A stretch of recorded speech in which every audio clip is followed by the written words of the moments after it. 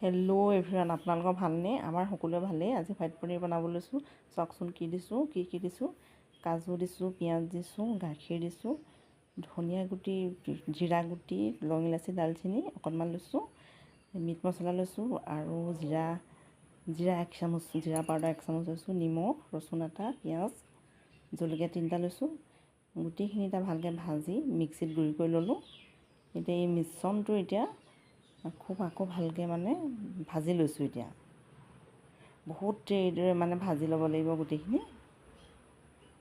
গোটেই মিশ্ৰণটো বহুতে ভাজি লৈছোঁ। এতিয়া ভাজি থাকোঁতে নিমখ দি দিছোঁ। নিমখটো বহুত বেছি হ'লেও বেয়া, কম হ'লেও বেয়া। নিমখটো জোখৰ দিব লাগিব।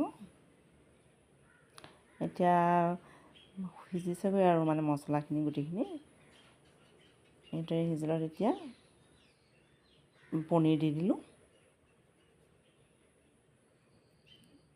এতিয়া গাখীৰ দি দিছোঁ। অলপ পাছত গাখীৰ দি দিলোঁ।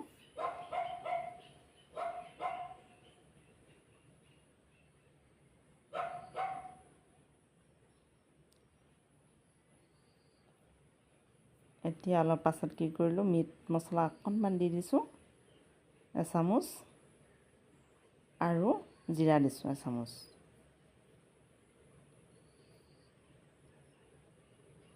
জিৰাটো লাগিবই, জিৰাটোৱে মেইন এতিয়া এইদৰে বহুত দেৰি উতলোৱাৰ পিছত গাখীৰটো শুকাবলৈ দিছোঁ। গাখীৰটো শুকালেহে খাবলৈ ভাল হয়। গ্ৰেভি কৰিবলগীয়া হৈছে। গ্ৰেভি কৰিলে ভাল লাগে আৰু গ্ৰেভি কৰিলোঁ। এইটো আজি হোৱাইট পনীৰ গ্ৰেভিটো কেনেকুৱা দেখিছে কমেণ্ট কৰিব। যদি ভাল দেখিছে লাইক কৰিব, কমেণ্ট কৰিব। আৰু নতুনকৈ যদি কোনোবা আহিছে চেনেলটো ছাবস্ক্ৰাইব কৰিব বুলি আশা ৰাখিছোঁ। নিশ্চয় কৰিব।